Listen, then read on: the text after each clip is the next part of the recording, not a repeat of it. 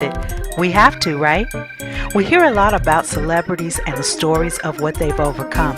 I wanted to do a show that highlights some of the not so well known overcomers and what can happen if we just keep going. An athletic champion that hit rock bottom on crack cocaine reclaims his life and builds a first class business that provides jobs for over 80 employees, known by the mayor, known by the police chief as the VIP security specialist, and to his wife, a loving husband. He is Jimmy Walton. All right, Jimmy, I'm so glad to have you on Just Keep Going. Thank you so much for being on with us today. No, thank you. Thank you very much. I appreciate it. It's really a blessing. It is a blessing. It's a blessing. It's a blessing to have Absolutely. you. We're going to jump right in, all right? Let's You go. ready? Tell me a Let's little go. bit about your childhood, where you grew up, your parents, your family, that kind of thing. Well, I grew up in the Fillmore district in San Francisco. My mother moved us out here from Dallas, Texas, from Fort Worth, Texas, when I was about 5 years old. Me, my mother, my grandmother, and my brother. My brother was 4 years older than me. I was 5, so he was 9. So from day one, it was a change from us, from leaving Texas. Now we in California. We in San Francisco. We don't. It was a change for us. That was the first time that I've seen a whole lot of stuff. And I remember a guy came up to me and he said, he can beat me.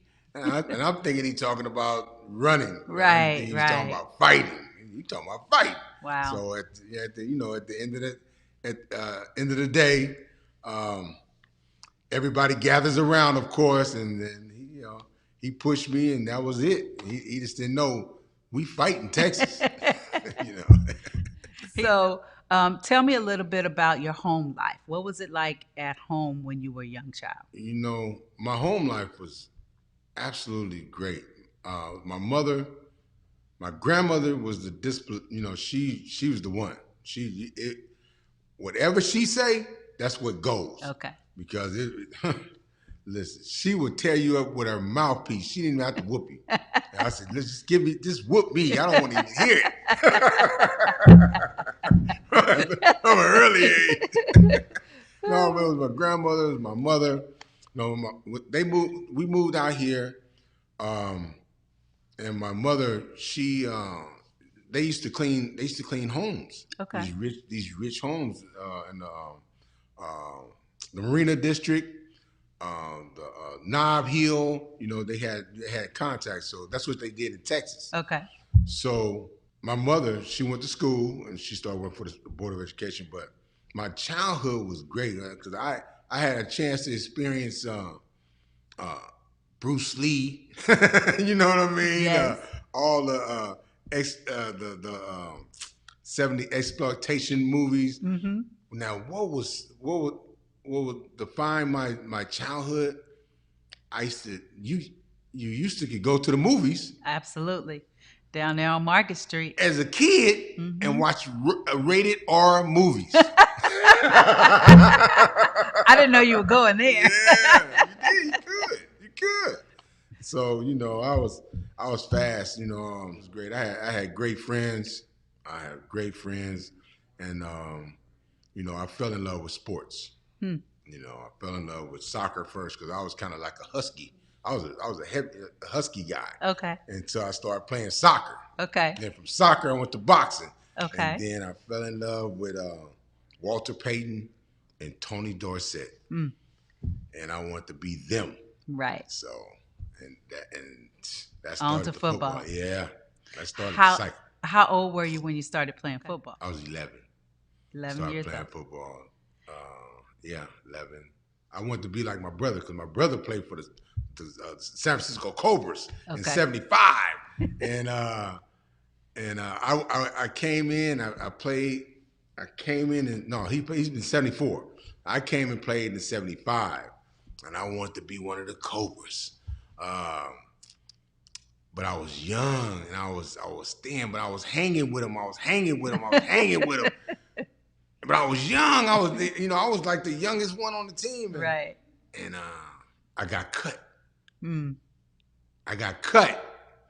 Cut. And I said I'll never get cut ever again in life. But something like the Michael Jordan story. Right. But I came back that next year, and I played on the line.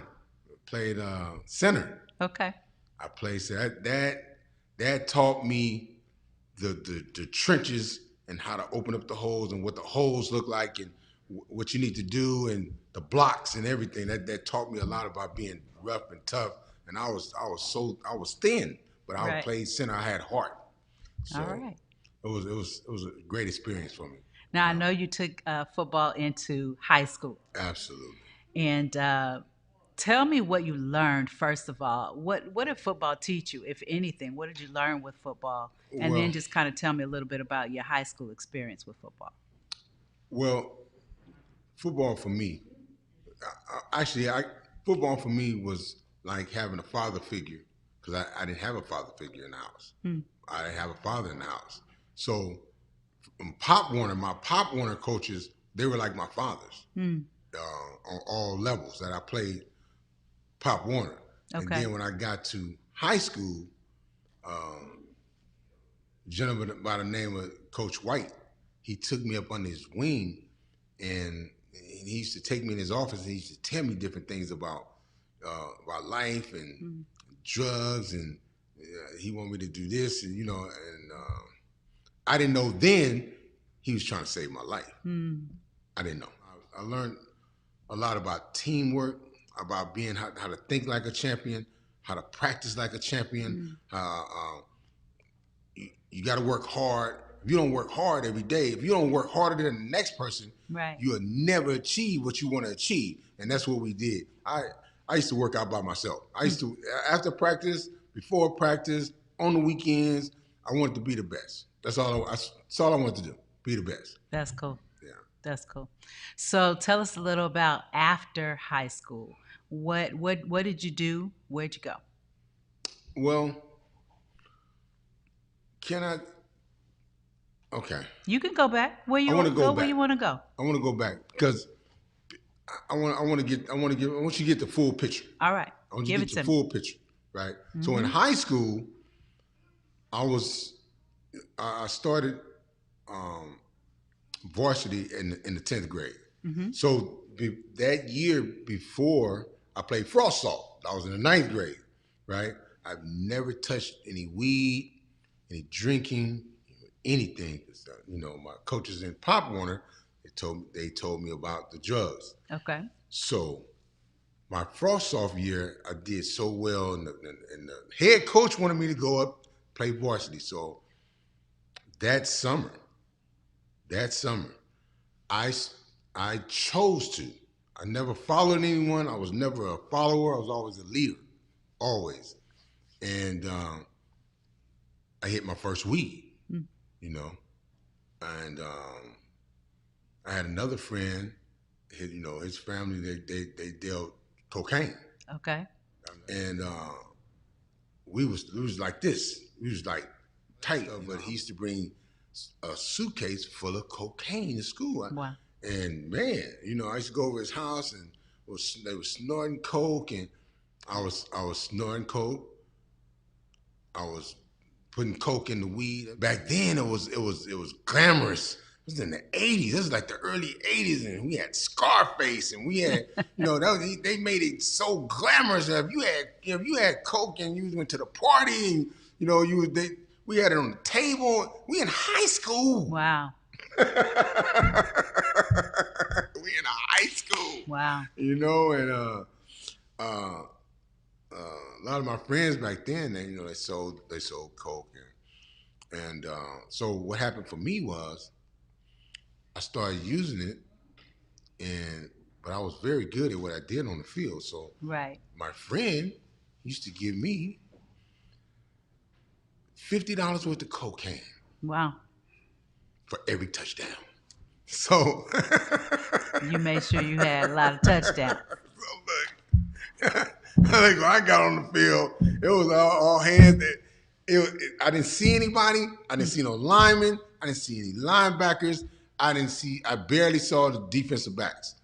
I'm going to the end zone. Wow. Period. When you were doing the coke, were you doing it during football?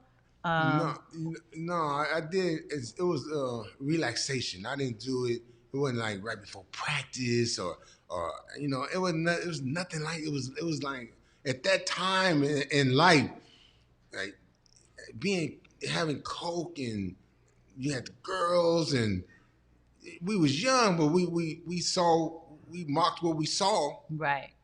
on the screen. Right. I learned a lot of stuff in high school. And that was a part of it. That was part of the whole drug thing. That was Right. that was part of it. It was recreational then. Right. And then what did you do after high school? After high school, got scholarship. Oh no! After high school, I was supposed to go to all these schools. They was recruiting me a whole lot of schools, but I wasn't ready.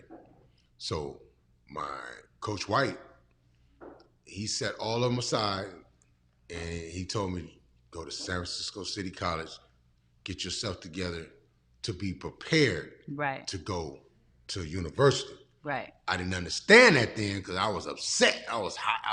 I was hot.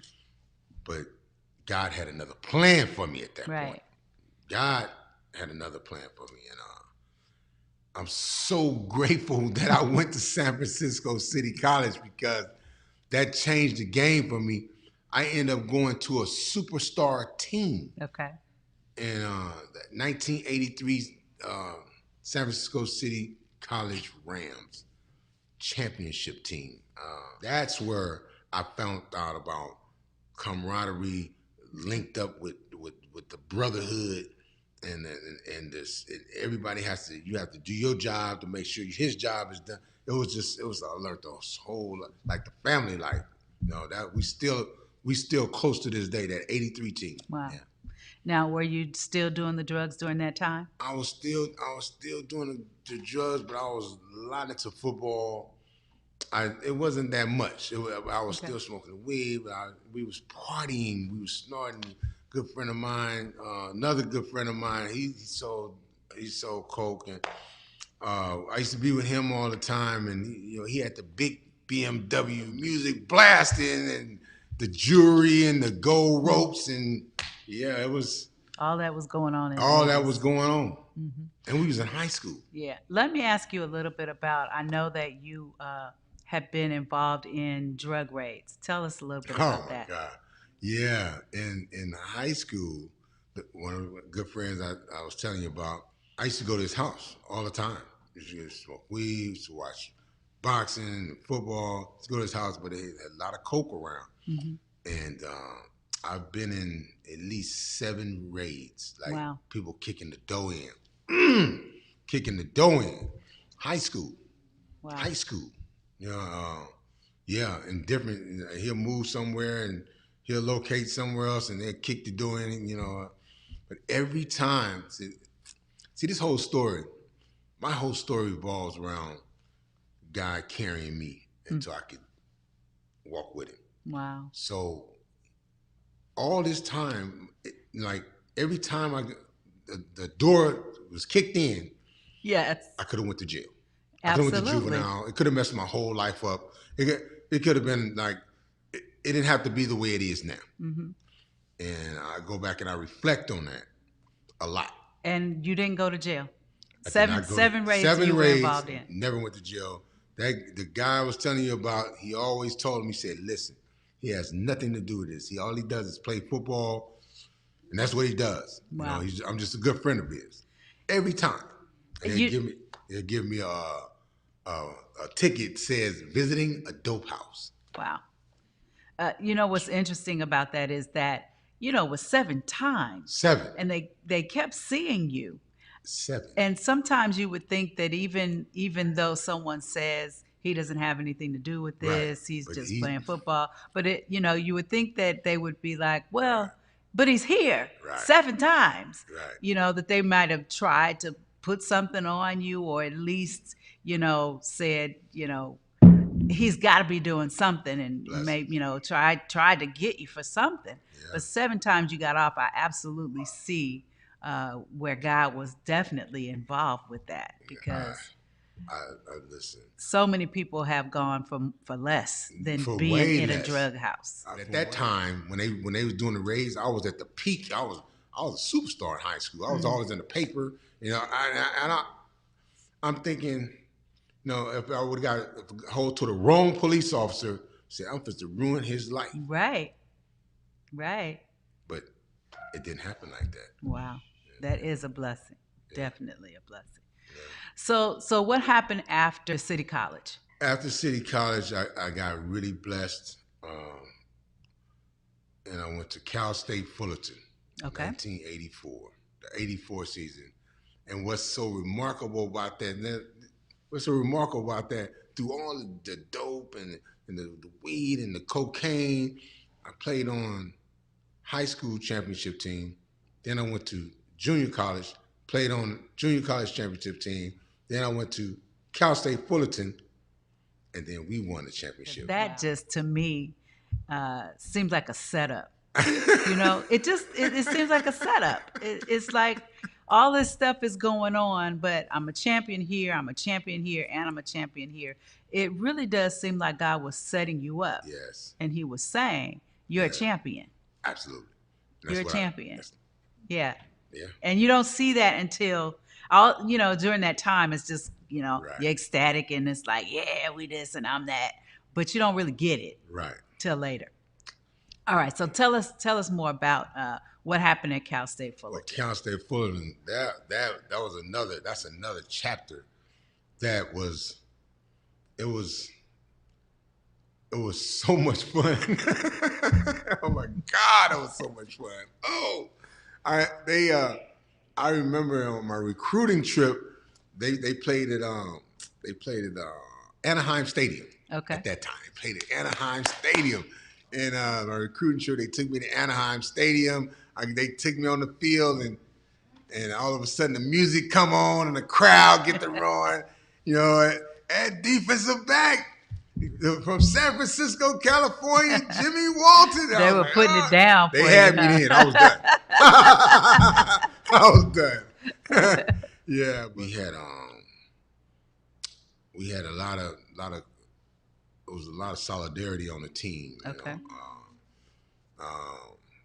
We were all a unit. It was an all black team, basically, in an all white county. It was Orange County at that time. '84. Oh yeah. Right. It was different. What was life like for you at Fullerton? At Fullerton, everything was new because I didn't know what the college life was about. I was just fitting in. It took me a while to get adjusted, but I came down there. I had the 240ZX.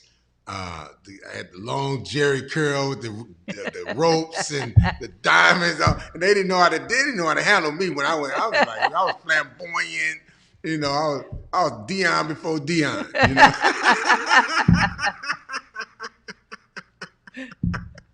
You know, basically, but I adjusted to it, and but I remember a lot of my friends coming down there, and they would drop off cocaine, and I was like, I was like the party house, you know, and I went to that stuff, you know, okay. But you know, at that time it was still glamorous, right? To be it, because I was the man, right? And I went into a depression after a while too. What happened with the depression? I don't know. I think everything kind of like that's when it became from recreational, then it came to something else. And yeah, I remember that. I had to back up off of that for a while. When you say something else, did it become? It became more of a addiction. Okay. Then, you know, leisure. Gotcha. You know, like I had to come in snort or have something.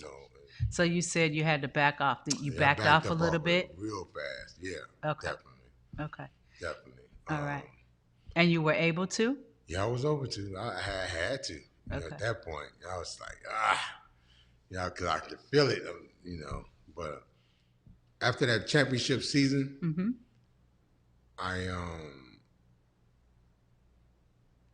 I went another year, and then I came home. I had tryouts with the USFL and all that stuff. Uh-huh. But when I came back home, I decided that I could have went to the Canadian League. I had tryouts. I could have did a whole lot of stuff, but I didn't. Mm-hmm. I said, man, because I was seeing all my friends, with the big cars and they were selling dope, and I was like, I don't know, I was crazy. I don't know. I had so much going on, college. I could play in the Canadian League. I can do a lot of stuff, but I came home and to be a dope dealer. Hmm. You know? Did you graduate? Yeah. No. From Cal State Fullerton? No. Yeah. City College? Yeah. No, So from Cal State, you came home. I came that home. after that junior year. Yes. I came home after And the championship year. Yeah. And then you started selling drugs then? Started selling drugs then. And the funny thing about the whole thing, see, I'm watching all my friends, with the big cars and all this. So when I was in school and I was in class and I was playing football, I didn't know that they were going to jail too. Wow. It's some pieces that you have to do out there in that world. And like the first 6 months, I sold to an undercover officer, right? And that was the beginning of a different world. So I had to do 6 months in the county. What was that like? Oh my God. 6 months in the county, San Francisco County Jail. It was different, Again, like I said, God always took care of me, right? So I had to turn myself in, but the judge, I had to turn myself in at a certain time, but I went to court and the judge said, no, you can turn yourself in after the new year, right? After the Super Bowl, actually. It was right after the Super Bowl. So I turned myself in. I went upstairs, elevator. As soon as I get off the elevator, they snatched me into the kitchen. I didn't even have to go to the main line. I went to it. That's how God just took care of me, just immediately. You're gonna hear me refer back to God on everything because it's a lot of stuff that should have happened but didn't happen. Wow. There's a lot of stuff that did happen that shouldn't have happened. Right. And I did 6 months, and When you were in county, this was actually your first time. First time in county. In jail. Yes. Right. You could have been there many other times, but you weren't. This is your first time. What kind of thoughts were you having while you were there? What did you think when you got busted? And just what were your thoughts about being in jail while you were there? My thoughts was basically adapt to my surroundings because you don't have any thoughts when you go in there. Wherever you go, you locked up. You gotta. It's a whole different ball game. So it's completely different circumstances, and the way I am on the streets, the way I am anywhere I go, I'm gonna carry me with me. So I'm a adapt wherever. I'm a leader. So when I got to the kitchen, right, I started washing dishes first.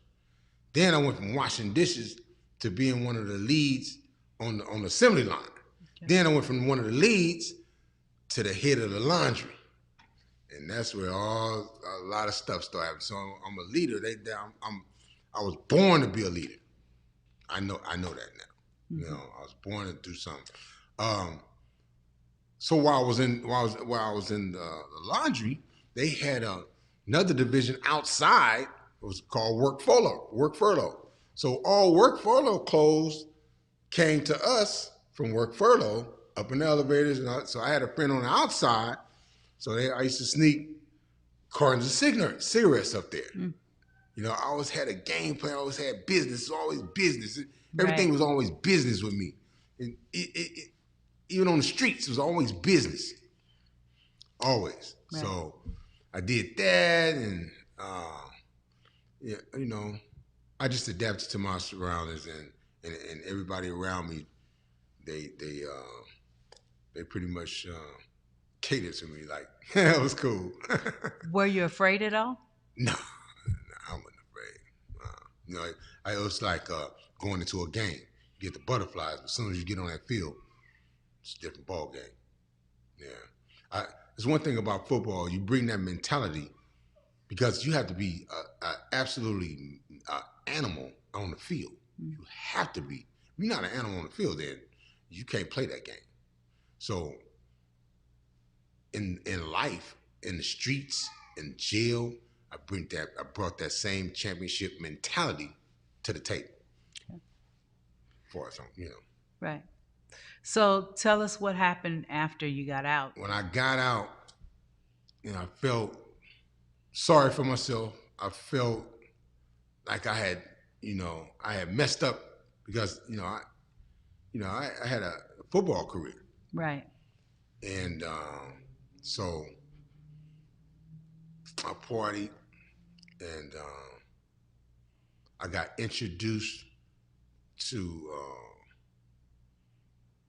smoking coke. Okay. At a party. They had 3 rooms. One room, they smoking weed. The other room, they're smoking weed, they're snorting coke. And in that room, door number 3, you know, there's freebasing, right? Okay. So I did these 3, and I'm thinking to myself at this time, I'm thinking like, I can do that. I can do what I want to do. I can, you know what I mean? They ain't gonna have me that. But they did. But at that time, they didn't have like everybody going crazy. Okay. It wasn't like that then. You know, the epidemic. Right. It wasn't because if I would have seen that, I would have never. It was before that. It was before that. Mm-hmm. You know what I mean? So I tried it, and man, that was like the beginning of the end. That was like going to hell, literally. What was your first time like? It's a rush. It was a rush that you always want to get that same rush every time. And but back then, it wasn't crack. We was cooking it, right?